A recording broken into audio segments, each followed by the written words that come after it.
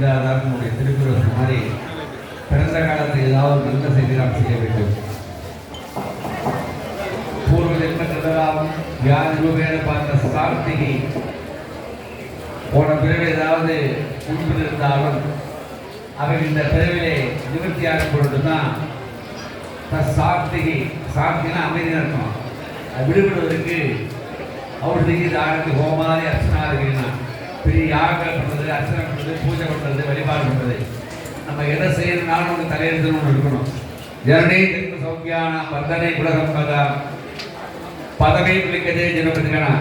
எதையாவது நம்ம செய்ய படி இருந்துச்சுன்னா கூட அவர் அருளாலே அவன் தான் பணிந்து இந்த படியை வந்து அவங்களுக்கு நடிக்கணும், ஒரு 500 ரூபா பணத்தை கொடுக்கணும், ஒரு சிற்பம் அரிசியை கொடுக்கணும் அப்படின்னா தலையெழுத்து இருந்துக்கணும். தோட்டத்தில் 500 ரூபா 1000 ரூபா பூ பூக்கும். எல்லா பூ சாமி இடத்துல மாலையாக விடுவது இல்லை. ஒரு சிலவு சாமி இடத்துல மாலையாக விடுவது, ஒரு சிலவு குடத்தில் மாலையாக விடுவது, ஒரு சிலவு கழுத்தில் மாலையாக விடுவது, சிலவு ரோட்டில் அள்ளி போட்டு கூட கூட வீசிட்டு போயிட்டுருக்கோம். பிறக்கின்ற பொழுதே நம்ம செல்வங்கள்லாம் கோவிலுக்கு கொடுக்கப்பட்டு இருந்தால் மட்டுமே ஆலயங்களுக்கு செய்ய வேண்டும் என்று அன்பர் என்பவர்கள் நல்ல மனசோட எதை கொடுக்குமாதான் சாமி எடுத்துக்குவார். தோட்டத்தில் அவர் பூ பூந்தாலும் சாமி மாலை சரியாக என்பதை போன்று நம்முடைய செல்வங்கள்லாம் இருக்கின்ற பொழுதே தர்ம சந்தர்களை ஏற்படுத்திக் கொள்ள வேண்டும். புலினால் விடங்கோடி, புதுமுன்னால் 10 கோடி, கல்லால் 1 கோடி, கருங்கல்லால் பல கோடினா.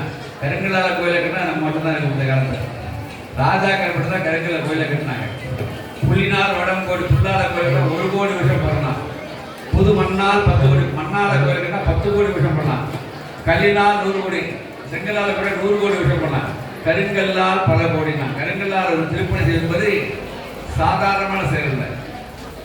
பராக்கிரவாட்டின்னு ஒரு சிற்றரசர் வந்து தென்காசி கிருஷ்ணாபுரம் ஒரு ஊர் இருக்கு. உலகத்திலேயே